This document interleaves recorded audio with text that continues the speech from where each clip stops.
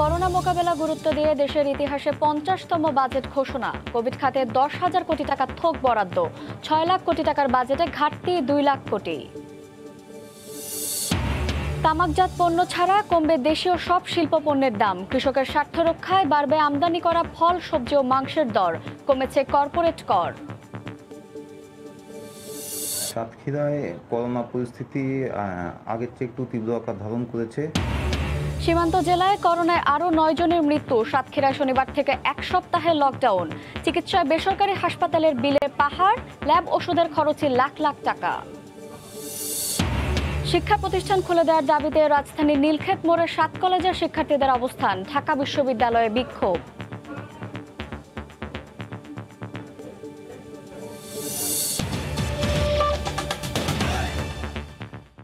সময় সংবাদের সঙ্গে আছে আমি শায়লা রহমান ইমা।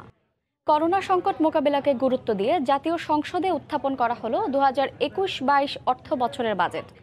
6,03,681 কোটি টাকার প্রস্তাবিত বাজেটে ঘাটতি 2,11,000 কোটি টাকা। জিডিপির লক্ষ্যমাত্রা নির্ধারণ করা হয়েছে 7.2%। বিশ্লেষকরা বলছেন, বরাদ্দকৃত অর্থ সফলভাবে খরচ ও প্রকল্প বাস্তবায়নই চ্যালেঞ্জ। সানবির রূপলের রিপোর্ট। গেল 2 বছরে কোভিড-19-এ তছনছ দেশের অর্থনীতি। জীবন হারিয়েছে বহু মানুষ, জীবিকা হারিয়েছেন অনেকে।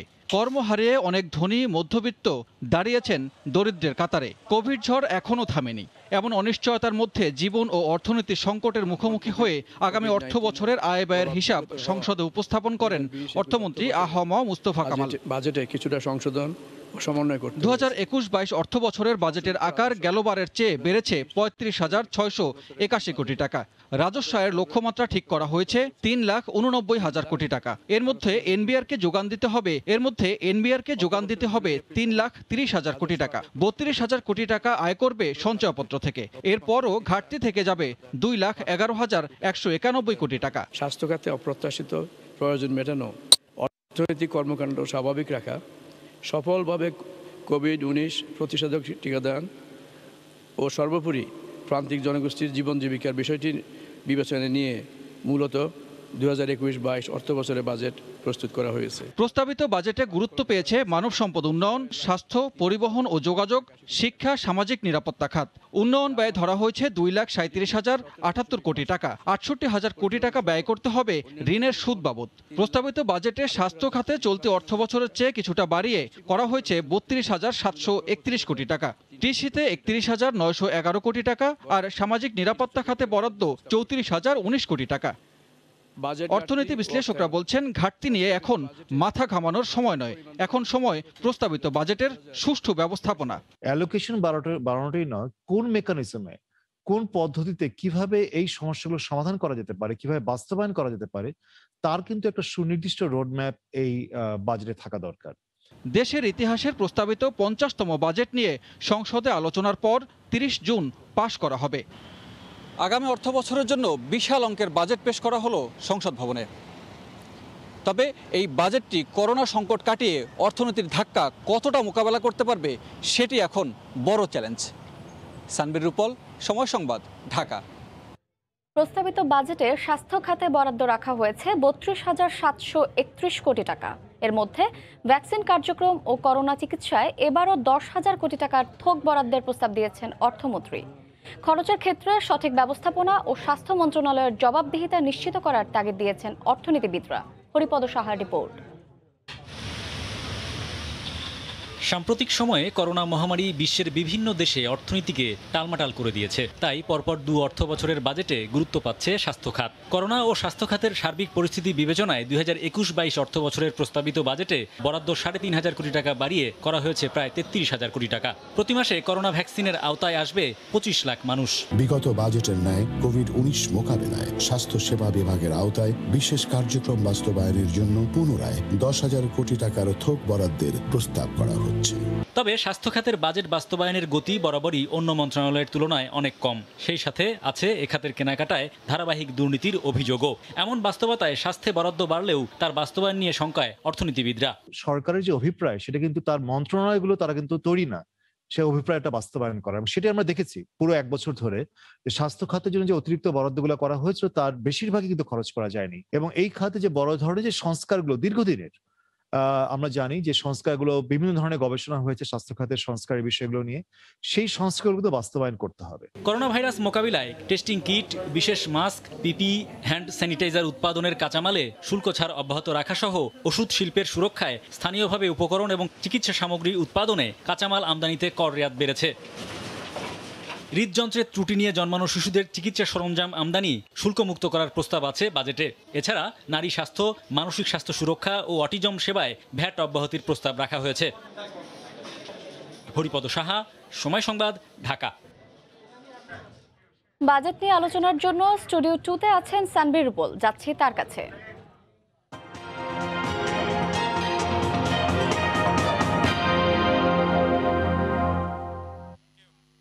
দর্শক, আবারও স্বাগত জানাচ্ছি বাজেট 2021-22-এ। আজ আমি স্টুডিওতে আছে সানভীর রুপল, আর আপনাদের সঙ্গে আমাদের সঙ্গে আছেন অর্থনীতি বিশ্লেষক ফয়জুল লতিফ চৌধুরী, যিনি এর মধ্যে আরও বেশ কয়েকটি বিষয়ে আলোচনা করেছেন।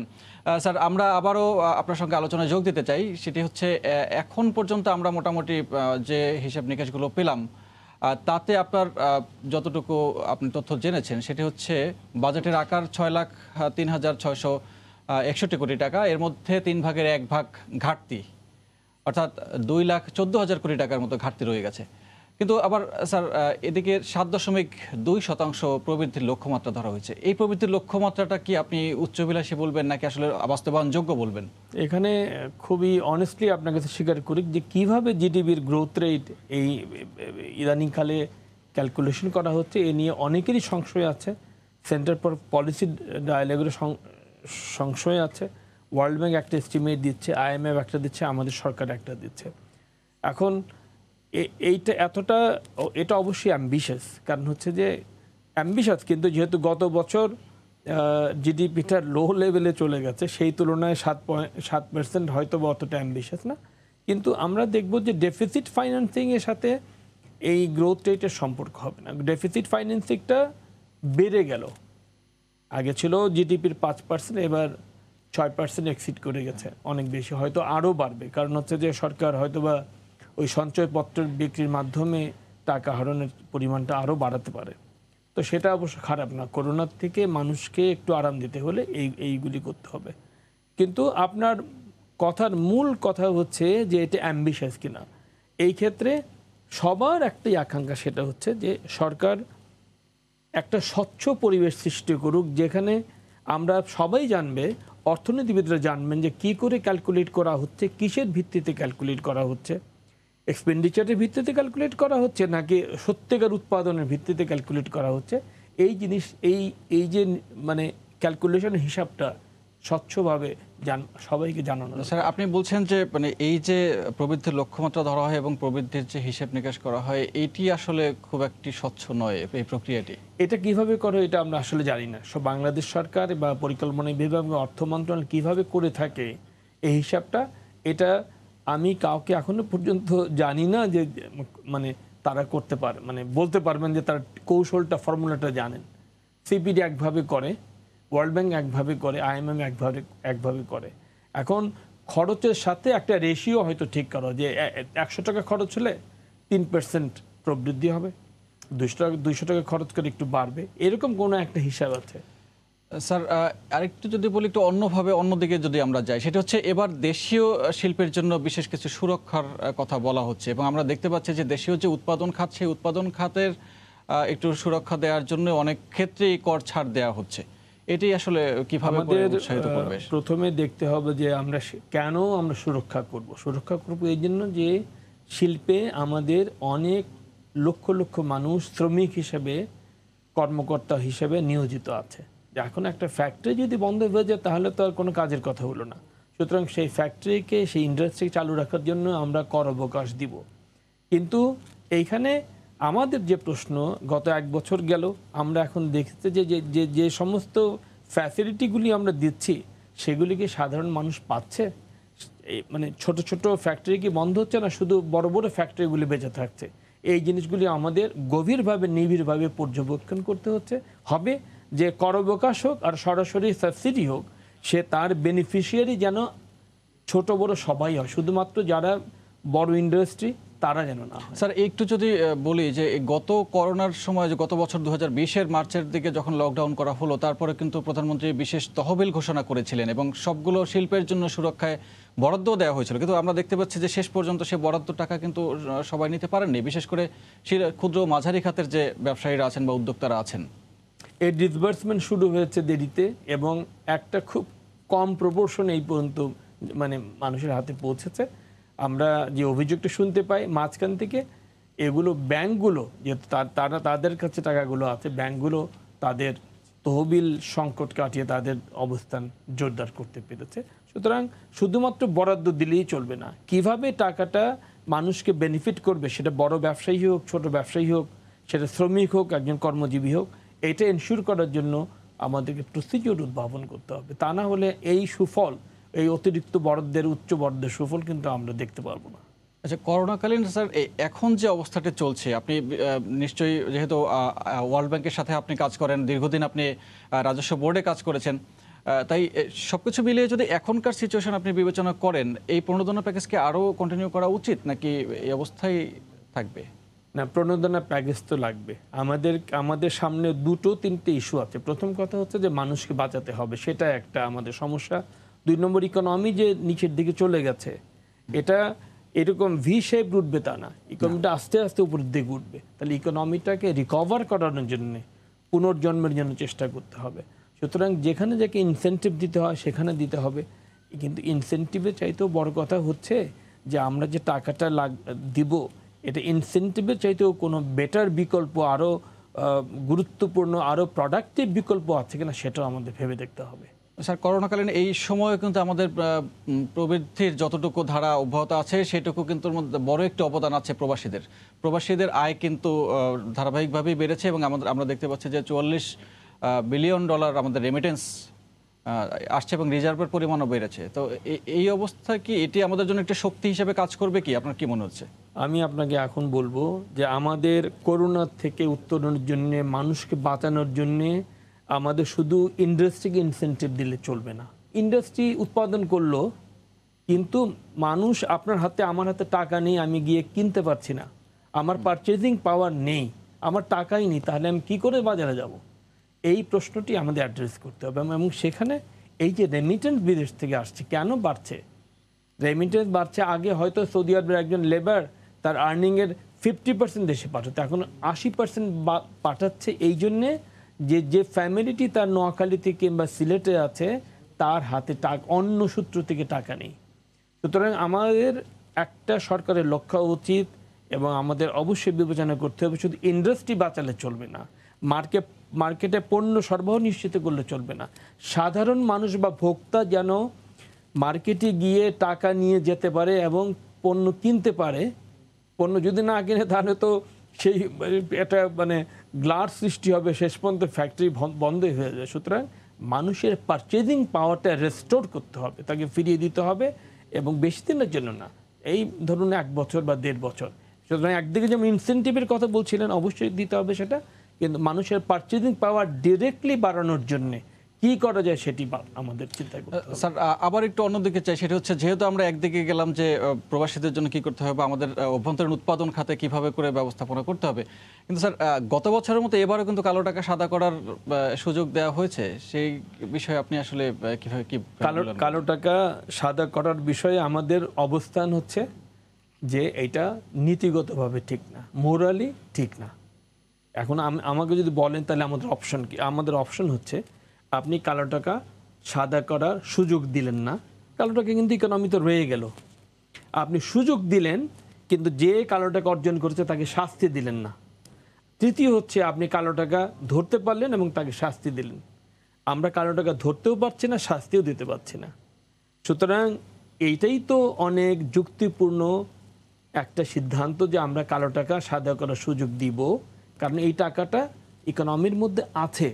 এটা যদি আমরা সামনে নিয়ে আসতে পারি, আমাদের অনেক শর্ত দিয়ে আমরা যে ইনভেস্ট করতে হবে, এইটা করা যাবে না, ঠিক আছে, তবুও আমি মনে করি যে এইখানে ঠিক নীতির প্রশ্নটা যতটা প্রাসঙ্গিক, তার চেয়ে অনেক বড় প্রাসঙ্গিক হচ্ছে যে আমাদের শ্যাডো ইকোনমি, ব্ল্যাক ইকোনমি, সেটাকে ইন্টিগ্রেট করার চেষ্টা করা।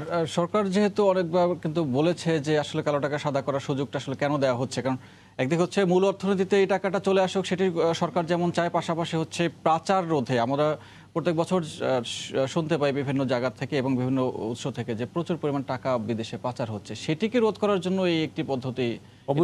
অবশ্যই আমরা যদি একটি সরকার যে কালো টাকা, আমরা দেখুন ঘটনা কি ঘটছে, কালো টাকার উপার্জনটা আমরা বন্ধ করতে পারছি না, তা সেই ক্ষেত্রে কালো টাকা জেনারেট হচ্ছে ইকোনমিতে, তাহলে ইকোনমির মেইন স্ট্রিমে প্রধান ধারার মধ্যে সেই কালো টাকা নিয়ে আসা দরকার।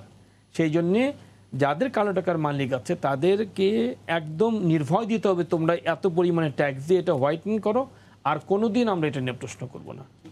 স্যার, কালো টাকার সাদা করার বিষয়ে কথা বললাম, তবে এবার একটু যেতে চাই স্যার শিক্ষা খাতে। সেটি হচ্ছে গেল প্রায় 1 বছরের বেশি সময় স্কুলগুলো বন্ধ। এবারও কিন্তু স্কুল আসলে কবে খুলবে শেষ পর্যন্ত বলা যাচ্ছে না, তবে 13 তারিখে একটি সম্ভাবনা দেখা দিয়েছে যে 13 তারিখে স্কুল খুলবে। তো এই যে 2 বছর এরকম একটি পরিস্থিতিতে গেল, আমাদের মানব সম্পদ উন্নয়নে আমরা এবারও কিন্তু 66,000 কোটি টাকা ব্যয় করব। তো একদিকে স্কুল বন্ধ, অন্যদিকে আরও যারা অনার্স শেষ করেছে, গ্র্যাজুয়েশন শেষ করেছে বা অন্যান্য জায়গায় পড়াশোনা করছেন তাদের কিন্তু আটকে আছেন। আবার আমাদের মানব সম্পদ উন্নয়নও করতে হবে, যারা এই ধরনের অর্থনীতিতে আসলে পরবর্তীতে ভূমিকা পালন করবে। তো এটা একটা বড় ধাক্কা কিনা, বা আমাদের এখান থেকে উত্তরণের উপায়টা কি আসলে? এটা তো একটা ডিলেমা যে জীবন আগে না শিক্ষা আগে। সেই ডিলেমাটা, যেমন প্রাইভেট ইউনিভার্সিটি তো প্রায় সবগুলি সচল আছে। আমি একটা ইউনিভার্সিটি পড়াই, সেখানে ছাত্র সংখ্যা 10%-এর বেশি কমেনি। আগে ছাত্র থাকতো 25 জন, এখন 20 জন এক একটা সেকশনে। তো আমি যে ইউনিভার্সিটি পড়াই সেটার পরিপ্রেক্ষিতে বলছি। তো সেই ডিলেমাটা তো আছে আমাদের জীবনে, সব জায়গাতে একটা দ্বিধা সংকোচ থাকে। তো এখন আমরা মানব সম্পদ উন্নয়নে পিছিয়ে পড়ছি এই করোনার কারণে, এটা কিন্তু আমি বলবো না। আমাদের শিক্ষা ব্যবস্থার যদি আপনি বলেন যে আমাদের ত্রুটি কোথায়, ত্রুটি তো হচ্ছে আপনিও জানেন যে আমরা ভালো করে ছাত্রদের পড়াতেই পারি না। আমরা হাই স্কুলের মধ্যে লেখাপড়া শেষ হয়ে যায় পৃথিবীতে সমস্ত উন্নত দেশে। আমরা তো আমাদের না আছে টিচার, আর ছাত্ররাও পড়তে চায় না। আমাদের জিনিসটাকে আরও বড়োভাবে দেখতে হবে। শুধুমাত্র যে শিক্ষা খাতকে আমরা সবসময় বরাদ্দ দিয়ে দেখি, অনেক বেশি স্কুল আছে, ইউনিভার্সিটি করে আমরা ভরিয়ে ফেলেছি, জিপিএ 5+, গোল্ডেন জিপিএ, এই সমস্ত দিয়ে আমরা অনেক কিছু করেছি, কিন্তু আমাদের বাচ্চারা কি আসলে শিখছে না। তো এখন আমাদের কোয়ালিটির উপরে অবশ্যই গুরুত্ব দিতে হবে, যে আমরা কোয়ালিটেটিভ শিক্ষা দিতে পারছি কিনা, তার ব্যবস্থা নিশ্চিত করতে পারছি কিনা। কোয়ালিটি এডুকেশনের ক্ষেত্রে আপনি বলছেন যে সেদিকে আমাদের লক্ষ্য রাখা উচিত। স্যার, আবার একটু অন্য একটি খাত নিয়ে আমরা যাই। আমরা কালো টাকা সাদা নিয়ে আলোচনা করলাম, আমরা অনেকগুলো বিষয় নিয়ে একসাথে আলোচনা করলাম। স্যার, পরিবহন খাতকেও, যোগাযোগ অবকাঠামো খাতকে গত কয়েক বছর ধরে ধারাবাহিকভাবেই কিন্তু বেশ ভালো একটি বরাদ্দ দেওয়া হচ্ছে। তো এবার কিন্তু সেভাবে সেই ধারাবাহিকতা অব্যাহত আছে। তো এটি আসলে এই যে ঘাটতি বাজেট, তারপরে পরিবহন খাতের বরাদ্দ বা সংস্কার খাতে বরাদ্দ, সেটি কিন্তু বেশ বড় একটি অঙ্ক আমাদের চলে যায়। এবং এটি কিন্তু একরকম আপনি যেটা বলছিলেন যে মানুষের হাতে টাকা যাওয়া দরকার, এটি কি একটি উপায় কিনা? অবশ্যই একটি উপায়। যে এবার দেখবেন যে সবসময় থাকে বাজেটের মধ্যে বড় প্রকল্প থাকলে সেগুলো আমরা বাস্তবায়ন করতে পারি না, অনেক সময় লেগে যায়। এর আগের অর্থমন্ত্রী মহোদয়ের সময়ে তিনি প্রোগ্রাম চালু করেছেন, প্রজেক্ট না প্রোগ্রাম, যে ছোট ছোট। তো যতই আমরা প্রোগ্রাম বাস্তবায়ন করতে পারবো, এখন এডিপির বাস্তবায়ন 10 বছর আগেও ছিল 95%, এখন কমে কমে মানে 35-40% চলে আসছে, 50 কম চলে আসছে, গড়ে হচ্ছে 70% চলে আসছে। তো এটা কিভাবে খরচ বাড়ানো যায়? যখনই আমরা সরকারের টাকা ইকোনমিতে ইনজেক্ট করতে সক্ষম হব, সেই টাকা হাত ঘুরে ফিরে সবার হাতে যাবে, বড় লোকের হাতে যাবে, যে মধ্যবিত্ত তার হাতে যাবে, গরিবের হাতেও যাবে। সুতরাং টাকাটাকে, ইকোনমিটাকে সঞ্জীবিত রাখতে হবে, মানে টাকা সার্কুলেট করতে হবে। এবং এই জন্যে যদি প্রয়োজন হয় তাহলে টাকা ছাপতে হবে, টাকা ছেপে সেই টাকা আমরা আমাদের রিজার্ভের টাকা বিদেশে শ্রীলঙ্কাকে লোন দেওয়ার কথা ভাবছি। তার চেয়ে বড় কথা হচ্ছে ও রেমিটেন্সের যে আপনি বললেন 44,000 কোটি টাকার বিগ রিজার্ভ হচ্ছে বাংলাদেশ ব্যাংকে, সেটাকে স্বর্ণ ধরে নিয়ে তার বিপরীতে টাকা ছাপিয়ে যেটাকে বলে প্রাইম পাম্পিং, মানে নগদ সাহায্য দেওয়া হচ্ছে মানুষকে। স্যার, আপনাকে ধন্যবাদ আমাদের স্টুডিওতে এসে সময় দেওয়ার জন্য। আমরা আবার হয়তো আলোচনা করব, তবে এখন আমরা স্টুডিও 2-এ আমাদের সঙ্গে যোগ দেবেন দেবাশিস রায়, তিনি আমাদের বাজেট। আমরা এখন চলে যাচ্ছি স্টুডিও 1-এ, সেখানে সময় সংবাদ সময় সংবাদে আমরা যোগ দেব। আমরা এখন পর্যন্ত বাজেটের আলোচনা এটুকু শেষ করছি।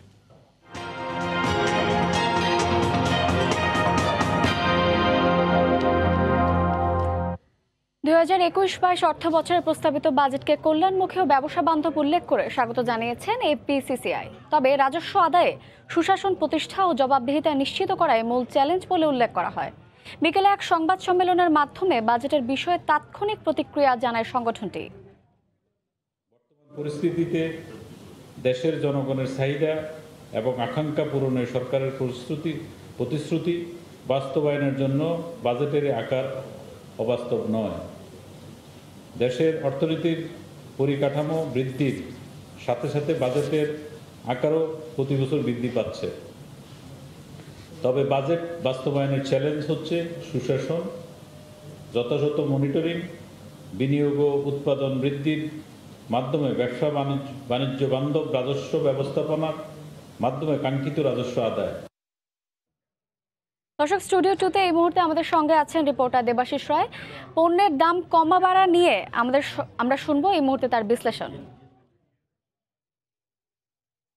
দেশীয় শিল্পে বিশাল অঙ্কের কর ছাড় দেওয়া হয়েছে এবারের বাজেটে, আর এতে কমবে সব ধরনের কৃষি সরঞ্জাম, AC, fridge, mobile phone, oven, sanitary napkin, diaper, দেশীয় তাজা ফলের দাম। অন্যদিকে শুল্ক বাড়ানোর কারণে সব ধরনের আমদানি করা পণ্যের দাম বাড়বে নতুন অর্থ বছরে। তবে ক্যান্সারের ওষুধ তৈরির কাঁচামাল আমদানিতে শুল্ক ছাড় দেওয়া হয়েছে। নতুন বাজেটে দাম বাড়া কমার আরও তথ্য থাকছে জুবাইর ফয়সালের রিপোর্টে। যে কেউ চাইলেই এক বাক্যে নতুন বাজেটকে বলতে পারেন দেশীয় শিল্পের সুরক্ষার খতিয়ান। 50তম বাজেট প্রস্তাবনায় দেশীয় শিল্পে ঢালাওভাবে কর অব্যাহতির সঙ্গে শুল্ক ছাড়ের প্রস্তাব করেছেন অর্থমন্ত্রী আ.হ.ম মুস্তফা কামাল। নতুন বাজেটে শুল্ক ছাড়ের সঙ্গে মূল্য সংযোজন কর অব্যাহতি দেয়ায় দাম কমবে দেশে উৎপাদিত মোটরসাইকেল, এসি, রেফ্রিজারেটর, গাড়ি, কম্পিউটার যন্ত্রাংশ, ল্যাপটপ, মোবাইল ফোন সহ প্রায় সব ধরনের প্রযুক্তি পণ্যের। আমদানি শুল্ক কমানোয় দাম কমতে পারে থ্রি হুইলার, সেচ, পাওয়ার টিলার সহ সব ধরনের কৃষি যন্ত্রপাতির। কমবে পোল্ট্রি ফিড, দেশীয় তাজা ফল, মুড়ি, পাউরুটি, কেক, খেলনার দাম। সুখবর রয়েছে স্বাস্থ্য খাতেও। নতুন বাজেটে test kit, mask, PPE, oxygen সহ করোনা মোকাবিলায় প্রয়োজনীয় সব ধরনের সুরক্ষা সামগ্রী ও ওষুধের দাম কমানোর প্রস্তাব করেছেন অর্থমন্ত্রী। এছাড়াও শুল্ক করে ছাড় দেওয়া হয়েছে দেশে ভ্যাকসিন উৎপাদনে প্রয়োজনীয় কাঁচামাল আমদানিতে। পাশাপাশি বিপণন ও ব্যবসা পর্যায়েও দেওয়া হয়েছে শুল্ক ছাড়। কাঁচামালে কর অব্যাহতি দেয়ায় কমবে ক্যান্সারের ওষুধের দামও। তবে আমদানি পর্যায়ে শুল্ক বাড়ানোয় সব ধরনের বিদেশি মোটরসাইকেল, ফ্রিজ, মোবাইল ফোনের দাম বাড়বে। কর রেয়াত সুবিধা তুলে নেয় দাম বাড়বে আমদানি করা গুঁড়ো দুধ, প্রক্রিয়াজাত করা মাংস, ক্যাপসিকাম, মাশরুম, গাজর, কমলা, বাদাম ও সাবান তৈরির কাঁচামালের। করের হার অপরিবর্তিত রাখা হলেও নতুন বাজেটে বিড়ি, সিগারেট ও তামাকজাত পণ্যের দাম বাড়ানোর প্রস্তাব করেছেন অর্থমন্ত্রী। যদিও নিত্য প্রয়োজনীয় সব ধরনের খাদ্যপণ্যের উপর কর না আরোপের প্রস্তাব করেছেন অর্থমন্ত্রী। নতুন বাজেটে শুল্ক কমানোয় কমতে পারে অগ্নি নির্বাপন যন্ত্রপাতির দামও। এছাড়া বাড়বে লঞ্চের এসি কেবিন ব্যবহারের খরচ। জুবাইর ফয়সাল, সময় সংবাদ, ঢাকা।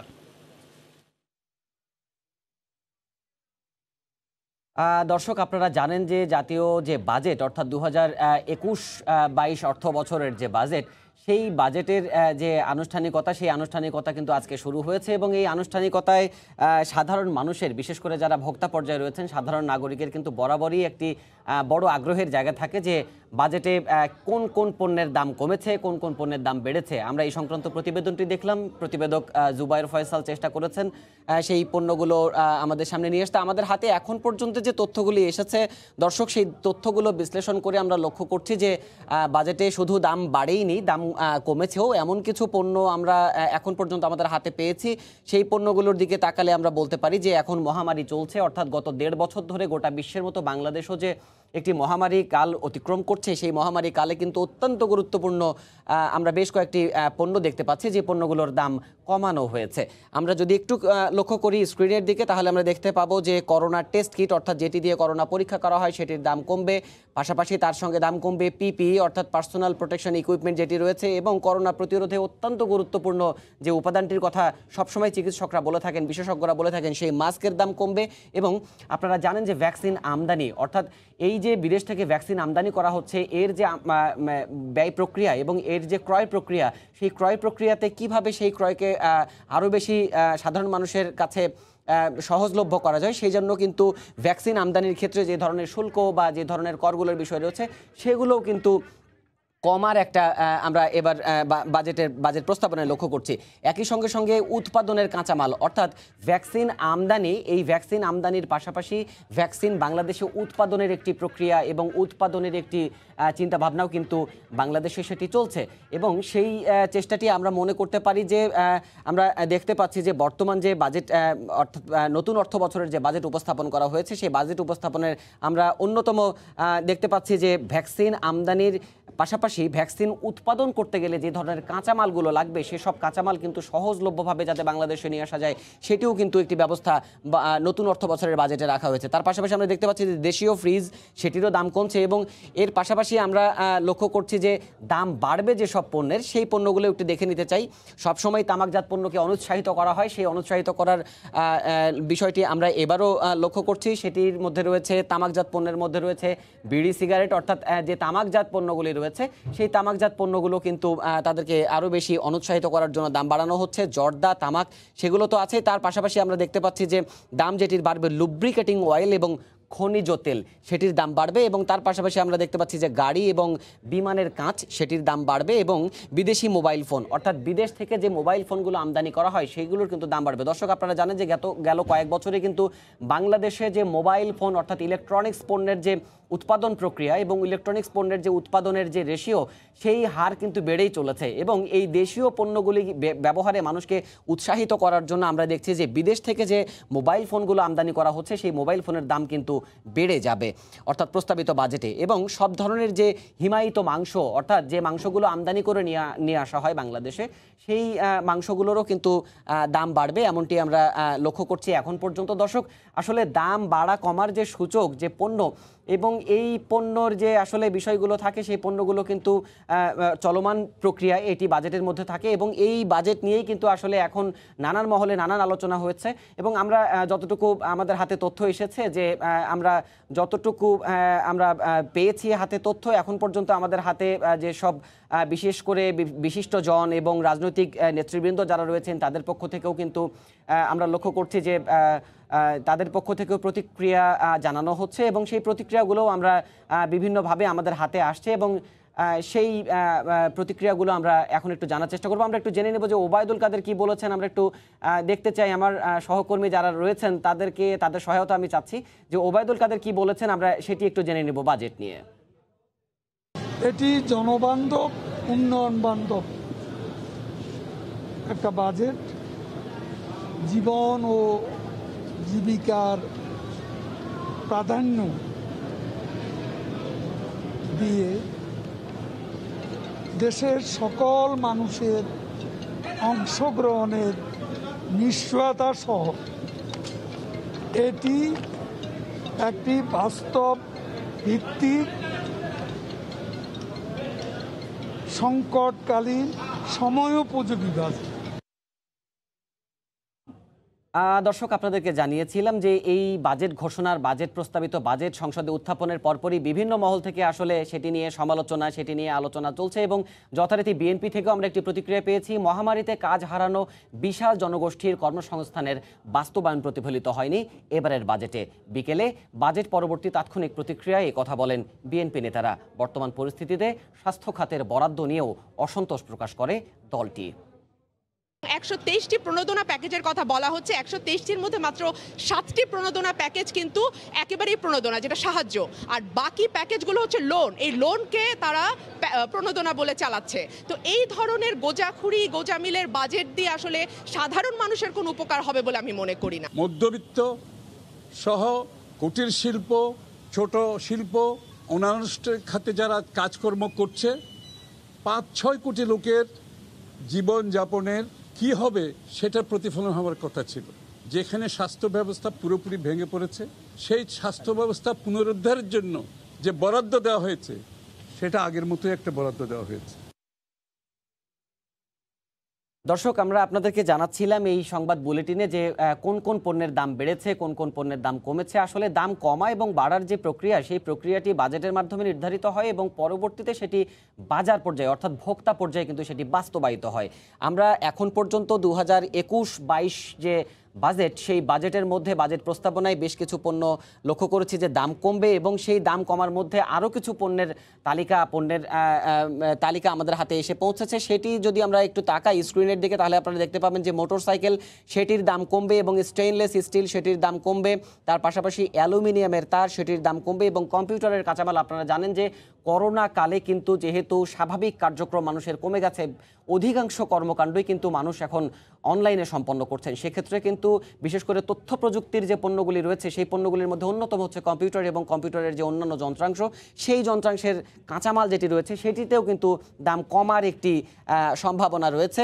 এবং তার পাশাপাশি আপনাদেরকে জানিয়ে রাখি যে পোলট্রি ফিড, সেটির দাম কমছে, অ্যালুমিনিয়াম ফয়েল সেটির দাম কমছে, পলিমার টিউব সেটিরও দাম কমছে এবং দেশীয় খেলনা সেটিরও দাম কমছে। দর্শক, আপনাদেরকে জানিয়ে রাখি যে এবারের বাজেটে অর্থমন্ত্রী আহম মুস্তফা কামালের যে বাজেট বক্তব্য, সেই বাজেট বক্তব্যের বিশ্লেষণ যদি করা যায়, তাহলে বলা চলে যে বাজেট বক্তব্যে অন্যতম একটি জায়গা ছিল মেড ইন বাংলাদেশ যেসব পণ্য রয়েছে সেসব পণ্যকে মানুষের কাছে জনপ্রিয় করা এবং সেই পণ্যগুলোর মাধ্যমে বাংলাদেশের অর্থনীতিকে আরও বেশি শক্তিশালী কিভাবে করা যায় সেই একটি চেষ্টা রয়েছে। এবং বাজেটের যে পণ্যের দাম কমা এবং বাড়ার যে পণ্যগুলো যে খতিয়ান লক্ষ্য করা যাচ্ছে, সেটি অনুযায়ী বলা চলে যে বিদেশ থেকে যেসব আমদানি করা পণ্য থাকে, অর্থাৎ আমদানি করা পণ্যের দিকে মানুষকে অনুৎসাহিত করা হচ্ছে। এবং একই সঙ্গে কিন্তু যা দেখা গেছে যে বাংলাদেশে যেসব পণ্য দেশীয়ভাবে উৎপাদন করা হচ্ছে, আবার সেসব আমদানিও করা হয়, সেই সব আমদানি করা পণ্যে কিন্তু নতুন করে শুল্ক আরোপ করা হচ্ছে। যদিও মেড ইন বাংলাদেশ অর্থাৎ দেশীয় যেসব পণ্য উৎপাদন করা হচ্ছে, সেই পণ্যগুলো কিন্তু মানুষকে উৎসাহিত করার জন্য সেগুলোতে নানান ধরনের সুযোগ সুবিধা দেওয়ার কথাও কিন্তু আসছে যে অর্থ বছর, অর্থাৎ নতুন অর্থ বছর 2021-22 অর্থ বছরে সেই বিষয়গুলোতে কিন্তু লক্ষ্য করা যাচ্ছে যে হয়তোবা সরকার মনোযোগী হয়েছে।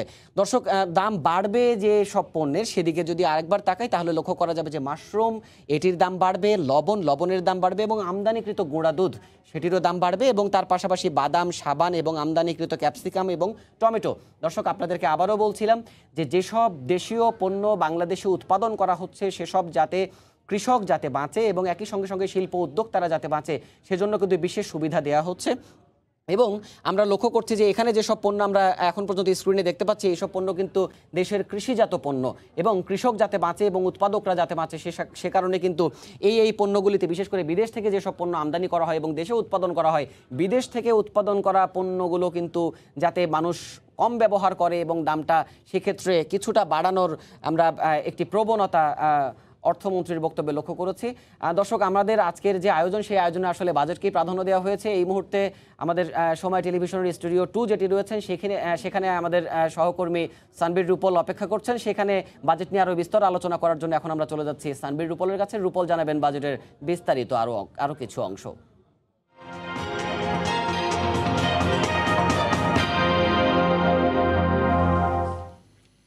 দর্শক, আবারও স্বাগত জানাচ্ছি বাজেট আলোচনায়। আমাদের সঙ্গে আছেন এই মুহূর্তে অর্থনীতিবিদ ডক্টর এম আকাশ। স্যার, আপনি কি আমাকে শুনতে পাচ্ছেন? হ্যাঁ, শুনতে পাচ্ছি। হ্যাঁ স্যার, আমরা এর মধ্যে বাজেটের বিস্তারিত মোটামুটি পেয়ে গেছি যে কি ধরনের বাজেট হচ্ছে, কোন খাতে বরাদ্দ হচ্ছে। স্যার, আমরা একটু আলোচনা যেতে চাই যে সামাজিক নিরাপত্তা খাত নিয়ে। আপনি দীর্ঘদিন ধরে এই বিষয় নিয়ে কথা বলছেন বা বিভিন্ন জায়গায় গবেষণা করছেন। স্যার, এই যে করোনাকালীন সংকটের মধ্যে দ্বিতীয় বাজেট, এই বাজেটের মধ্যে এর আগে আমরা বিভিন্ন পরিসংখ্যানে দেখেছি যে 1.5 থেকে 2.5 কোটি মানুষ আসলে নতুন করে দরিদ্র হচ্ছে বা হয়েছেন। তো স্যার, সেটি উত্তরণের জন্য এই বাজেটে আসলে কি ধরনের দিক নির্দেশনা আছে বলে আপনার মনে হয় স্যার? এটা তো সামাজিক সুরক্ষা খাতে এই বাজেট তো মোটামুটি 1 লক্ষ কোটি টাকার উপরে, 1 লক্ষ সম্ভবত 25,000 বা 30,000 কোটি টাকা বরাদ্দ দিয়েছে। কিন্তু প্রশ্নটা তো হলো টাকার অ্যাভেলেবিলিটি একটা প্রশ্ন, কিন্তু ধরা যাক যে টাকাটা পাওয়া গেল, তাহলে সেকেন্ড প্রশ্ন হলো এটা সঠিক লোককে দেওয়া গেল কিনা। সাধারণত অতীতে যেই প্রবলেমটা হতো সেটা হলো যাদের প্রাপ্য তারা পেল না, আর যাদের প্রাপ্য নয় তারা পেল। এটা সাধারণত যেই চ্যানেলের মাধ্যমে এটা বিতরণ হয় সেই নিচের দিকে গিয়ে এবং মাঝখানে নানা রকম দুর্নীতি হয়। তো সেই জন্য শেষ পর্যন্ত ঠিক করা হয়েছিল যে নগদভাবে টাকাটা দেওয়া হবে, কোনো চ্যানেলের মাধ্যমে না বা কোনো ফুড এইড হিসাবে না বা কোনো ইন কাইন্ড না, ক্যাশ একটা নির্দিষ্ট অ্যামাউন্ট টাকা সরাসরি যাদের প্রাপ্য তাদের হাতে মোবাইল সার্ভিসের মাধ্যমে পৌঁছে দেওয়া হবে। তো এখন সেটা যদি করা যায় তাহলে এই টাকার 1/3 আমি বলতে পারি, ধরেন 30,000 কোটি টাকা যদি দেওয়া যায় এবং 10,000 টাকা 3 মাস ব্যাপী 3,000 করে নগদ সাহায্য যদি দেওয়া যায় এক একটা পরিবারকে, তাহলে প্রায় 75,000 পরিবারকে এই 30,000 কোটি টাকা দেওয়া যায় এবং 4 দিয়ে যদি 4 জন সদস্য থাকে ওই 75,000 পরিবারে, তাহলে প্রায় 3 কোটি লোক এই সাহায্য পেতে পারে। আপনি যে 3 কোটি নতুন দরিদ্র বা হতদরিদ্র বলেন, আমি অবশ্য নতুন দরিদ্রের কথা বলবো না, আমি বলবো যে এই যে 40% দরিদ্র এখন আছে তার সবচেয়ে নিচের দিকে যে 3 কোটি, মানে 6 কোটি দরিদ্রের মধ্যেও 3 কোটি যে চরম দরিদ্র, তাদেরকে তালিকা করে নিচের দিক থেকে এটা দিতে হবে এবং সেটা এই 3 মাস 3,000 টাকা করে দিলে, এটা নগদ দিলে এটাতে দুর্নীতি হবে না এবং ওই লোকগুলো যারা 1850 ক্যালোরির নিচে খায় তারা একটু খেয়ে বেঁচে থাকতে পারবে, পরে যখন অর্থনীতি রিকভার করবে তখন তারা ওখান থেকে সরে আসতে পারবে। স্যার, এই যে আওতার মধ্যে আপনি যেগুলো বলছিলেন যে এখন পর্যন্ত সরকারের যে কর্মসূচিগুলো আছে সামাজিক সুরক্ষার, সেগুলোকে বাদ দিয়ে আপনি বলছিলেন যে নগদ অর্থ দেওয়ার কথা। স্যার, নগদ অর্থ আছে, নগদ অর্থের একটা 50,000 পরিবারকে 50 লাখ পরিবারকে দেওয়া শুরু করেছিল গভর্নমেন্ট প্রধানমন্ত্রীর নির্দেশে, কিন্তু আমি বলছি যে এই 50 লাখটার পরিমাণও অল্প ছিল, খুবই অল্প। আমি পরিমাণটা গুরুত্ব দিচ্ছি, অন্তত মাসে 2,500 করে এবং 3,000 করেই ধরেন, মাসে 3,000 করে, 3 মাসে 9,000 ধরেন, অন্যান্য খরচ 1,000 10,000 ধরেন, তাহলে পরে জিনিসটা একটু সে বেঁচে থাকতে পারে, মানে খাওয়ার অভাবটা তার হয় না। তবে আবার ওই 3,000 টাকায় যাতে নিত্য প্রয়োজনীয় পণ্যগুলো কিনতে পারে, সেই জন্য নিত্য প্রয়োজনীয় পণ্যের দামটাও তাকে স্থিতিশীল রাখতে হবে। আর যদি বাইরে দাম বেড়ে যায় তাহলে ওই অল্প দামে টিসিবি যেভাবে নিত্য প্রয়োজনীয় পণ্য সরবরাহ করে সেরকম পাবলিক ফুড ডিস্ট্রিবিউশন সিস্টেমের আন্ডারে সেটা সাপ্লাই দিতে হবে, এবং এটা গ্রামে এবং শহরে দুই জায়গাতে। স্যার, আপনি বলছিলেন যে নিত্য প্রয়োজনীয় দ্রব্যমূল্য যাতে স্থির থাকে, স্যার সেই স্থিতিশীল রাখার লক্ষ্যে স্যার 5.5% আসলে মূল্যস্ফীতির একটা সিলিং ধরার চেষ্টা করছে সরকার। স্যার, সেটি কি আসলে কতটুকু রাখা সম্ভব হবে বলে মনে হচ্ছে এই মুহূর্তে? এটা রাখা আদৌ সম্ভব হবে না যদি সরকার মুক্ত বাজার অর্থনীতি অনুসরণ করে। সরকারকে স্থির করতে হবে যে বাজার নিয়ন্ত্রণ করব, আমি সিন্ডিকেটের বিরুদ্ধে ফাইট করব, আমি মনোপলির বিরুদ্ধে ফাইট করব। সবচেয়ে বড় যেটা সরকারকে ঠিক করতে হবে যে চাহিদা এবং সরবরাহের যে গ্যাপটা আছে, সেই গ্যাপটা পূরণ করার জন্য আগের থেকে অন্তত 5-6টা নিত্য প্রয়োজনীয় পণ্যের চাহিদা প্রজেক্ট করতে হবে এবং দেশে উৎপাদন প্রজেক্ট করতে হবে। তারপরে গ্যাপটা আমদানি করে আনতে হবে। আমদানি করে আনার পর অন্তত মোট সরবরাহের 20% সরকারের গুদামে সরকারকে সংরক্ষণ করে রাখতে হবে। যখনই কোনো পণ্যের দাম বাড়বে তখনই সেই পণ্যটা সে কম দামে বাজারে ছাড়বে, যখনই পণ্যের দাম কমে যাবে তখন সে আবার কিনে নিয়ে নিজের ভান্ডারটা ঠিক রাখবে। স্যার, সরকারের ভান্ডার ঠিক রাখার কথা বলছিলেন, আমরা দেখতে পাচ্ছি যে ধান চাল কেনার ব্যাপারে যখন বছরে 1-2 বার উদ্যোগ নেওয়া হয় সে সময়ও আসলে এক ধরনের সমস্যা তৈরি হয়। আসলে সেরকম প্রধান সমস্যা হলো গুদাম নেই, সরকারের গুদাম নেই, সুতরাং কিনতে পারে না। সুতরাং আলটিমেটলি পাইকাররা কিনে, ফরিয়ারা কিনে, ধান কল মালিকরা কিনে, কেনার পর সেই চালটা সরকার তাদের কাছ থেকে কিনে, ফলে দামটা আসলে উৎপাদক চাষি পায় না। আর ওদের কাছে ওরাও দাম ঠিক মতো সরকারকে যদি বিক্রি না করে, ওরা যদি দেখে যে আমার সামনে বাজার ভালো হবে, তাহলে ওরা বিক্রি করবে না এবং ওটা ধরে রাখে। এইসব সমস্যা আছে। সুতরাং সমগ্র বন্টন ব্যবস্থায় সরকারের অন্তত 20 থেকে 25 ভাগ বন্টন নিজের দায়িত্বে রাখতে হবে। ধন্যবাদ স্যার আপনাকে আমাদের সঙ্গে বাজেট আলোচনায় যুক্ত হওয়ার জন্য। আমাদের সঙ্গে বাজেট আলোচনায় যুক্ত ছিলেন অধ্যাপক ডক্টর এম আকাশ, অর্থনীতিবিদ। এখন আমরা চলে যাচ্ছি সময় স্টুডিওতে, সময় সংবাদে।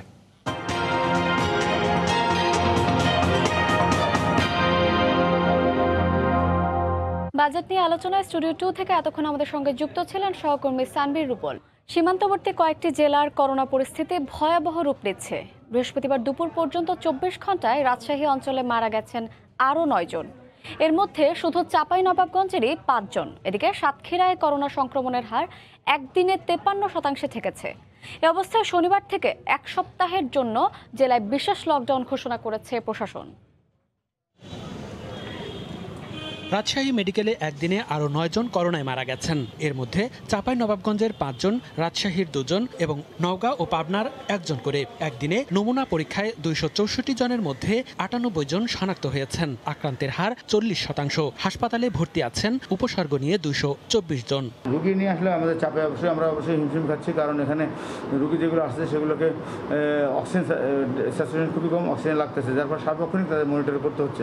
সাতক্ষীরায় ভয়াবহভাবে করোনা আক্রান্তের সংখ্যা বাড়তে থাকায় শনিবার থেকে ৭ দিনের বিশেষ লকডাউন ঘোষণা করেছে জেলা প্রশাসন। গত ২৪ ঘন্টায় ৯৩ জনের করোনা পরীক্ষা করে ৫০ জনের পজিটিভ রিপোর্ট এসেছে।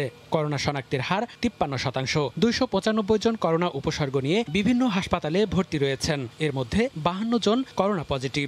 জেলা থেকে দূরপাল্লার কোনো বাস যাবে না।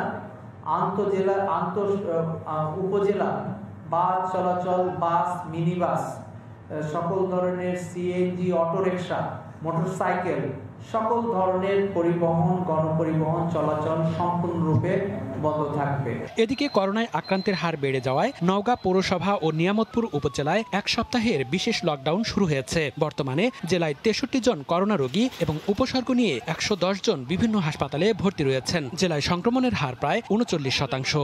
যেহেতু নওগাঁতে করোনা পরিস্থিতি খারাপ, তো সেটা যেন আর খারাপ না হয় সেজন্য যতটুকু করা সম্ভব আমাদের প্রশাসন এবং পুলিশ বিভাগের সহায়তা আছে, অন্যান্য দপ্তরের সহায়তা আছে, আমরা সেটুকু করার চেষ্টা করব। চাঁপাইনবাবগঞ্জে ৭ জুন পর্যন্ত ২ সপ্তাহের বিশেষ লকডাউন চলছে। সদর হাসপাতালে ভর্তি আছেন ২০ জন রোগী। এখানে কোনো আইসিইউ ব্যবস্থা নেই। উত্তরের সীমান্ত জেলা দিনাজপুরে ২৪ ঘন্টায় ১৬১ জনের নমুনা পরীক্ষায় ৩৫ জন পজিটিভ হয়েছেন। সংক্রমণের হার প্রায় ২৬%। প্রতিনিয়ত যেভাবে করোনা বাড়ছে, আসলে এটা প্রতিকার কিভাবে পাবো আমরা বুঝতে পারছি না। যশোরের করোনা পরিস্থিতি ঊর্ধ্বমুখী। গতকালের ২৪০ জনের নমুনা পরীক্ষার মধ্যে ৬০ জন করোনা শনাক্ত হয়েছেন। সংক্রমণের হার ২৫%। এছাড়া গত ২৪ ঘন্টায় খুলনায় ৩৩ জন, ঠাকুরগাঁওয়ে ১৭ জন, নাটোরে ১৪ জন এবং জামালপুরে ১৩ জন শনাক্ত হয়েছেন। সময় সংবাদ, ঢাকা। নির্ধারিত তারিখের মধ্যে ঢাকা বিশ্ববিদ্যালয়ের অধীন ৭ কলেজের হল খুলে শিক্ষা প্রতিষ্ঠানের স্বাভাবিক কার্যক্রম চালুর দাবিতে বিক্ষোভ করেছেন শিক্ষার্থীরা। করোনার দোহাই দিয়ে না পিছিয়ে প্রয়োজনে টেকহোম পদ্ধতিতে পরীক্ষা নেওয়ার দাবি জানান তারা। সকালে ঢাকা বিশ্ববিদ্যালয়ে হল খুলে দেওয়ার দাবি করে এসব প্রস্তাবনা তুলে ধরেন শিক্ষার্থীরা। মহামারী করোনার কারণে প্রায় ১.৫ বছর ধরে বন্ধ দেশের শিক্ষা প্রতিষ্ঠান। এর মধ্যে ঢাকা বিশ্ববিদ্যালয় সহ ৭ কলেজের আবাসিক হল না খুলেই সশরীরে পরীক্ষা নেওয়ার তারিখও ঘোষণা করা হয়। প্রশাসনের এ ধরনের সিদ্ধান্তের প্রতিবাদে বৃহস্পতিবার দুপুরে রাজধানীর নীলক্ষেত এলাকা থেকে স্বাস্থ্যবিধি মেনে হল খোলার দাবিতে বিক্ষোভ করেন ঢাকা বিশ্ববিদ্যালয় অধিভুক্ত ৭ কলেজের শিক্ষার্থীরা। আগামী ৬ জুনের মধ্যে শিক্ষা প্রতিষ্ঠান খোলা না হলে কঠোর কর্মসূচির ঘোষণা দেন তারা। ঘোষণা করতে হবে এবং এটা একটা কার্যকর রোডম্যাপ ঘোষণা করতে হবে। আমাদের চাকরির ব্যবস্থাটা অনিশ্চিত এবং আমরা সামনে কি করতে পারবো, আদৌ কিছু করতে পারবো কিনা, বা পাশ করে কত বছর লাগবে আমাদের বের হতে, সেটাই তো মানে পুরোপুরি অনিশ্চয়তার মধ্যে চলে গেছে। বর্তমান অবস্থান থেকে আরো কঠোর দিকে অগ্রসর হব এবং আমাদের পরবর্তী কর্মসূচি আমরা ৬ তারিখের পরেই আপনাদের জানিয়ে দিব। এদিকে ঢাকা বিশ্ববিদ্যালয় সাংবাদিক সমিতিতে হল খুলে দিয়ে নির্ধারিত তারিখে পরীক্ষা নেওয়ার পাশাপাশি ভ্যাকসিন কার্যক্রম চালুর দাবিতে সংবাদ সম্মেলন করেছেন বিশ্ববিদ্যালয় শিক্ষার্থীরা। কোনো অবস্থায় যেন আর পরীক্ষার তারিখ না পেছানোর দাবি তাদের। ঢাকায় এসে বাসা নিয়ে স্বাস্থ্য ঝুঁকি নিয়ে পরীক্ষাগুলো দেওয়ার মতো পরিবেশ নেই, যেহেতু নেই এবং হল খোলার প্রক্রিয়াটাও যেহেতু দীর্ঘমেয়াদী হচ্ছে, আমরা চাচ্ছি পরীক্ষাগুলো হবে এবং পরীক্ষাগুলো হতে হবে এবং সেটা হবে টেক হোম পদ্ধতিতে। সুষ্ঠু ব্যবস্থাপনার মাধ্যমে নির্ধারিত তারিখেই পরীক্ষার্থীদের জন্য হল খুলে দিতে হবে এবং অবিলম্বে শিক্ষার্থীদের টিকাদান সম্পন্ন করে বিশ্ববিদ্যালয়ের স্বাভাবিক কার্যক্রমে ফিরে যেতে হবে। শিক্ষাবর্ষ অনুযায়ী ধাপে ধাপে শিক্ষার্থীদের হলে রেখে পরীক্ষা নেওয়ার পর আবার অন্য শিক্ষাবর্ষের শিক্ষার্থীদের পরীক্ষা নেওয়ার দাবি তোলেন তারা। ওবায়দুল্লাহ মামুন, সময় সংবাদ, ঢাকা। এই পর্যায়ে শীর্ষ সংবাদ জানিয়ে দিচ্ছে আরেকবার। করোনা মোকাবেলা গুরুত্ব দিয়ে দেশের ইতিহাসে ৫০তম বাজেট ঘোষণা। কোভিড খাতে ১০,০০০ কোটি টাকা থোক বরাদ্দ। ৬ লাখ কোটি টাকার বাজেটে ঘাটতি ২ লাখ কোটি টাকা। তামাকজাত পণ্য ছাড়া কমবে দেশীয় সব শিল্প পণ্যের দাম। কৃষকের স্বার্থ রক্ষায় বাড়বে আমদানি করা ফল, সবজি ও মাংসের দর। কমছে কর্পোরেট কর। সাতক্ষীরায় করোনা পরিস্থিতি আগের চেয়ে একটু তীব্র আকার ধারণ করেছে।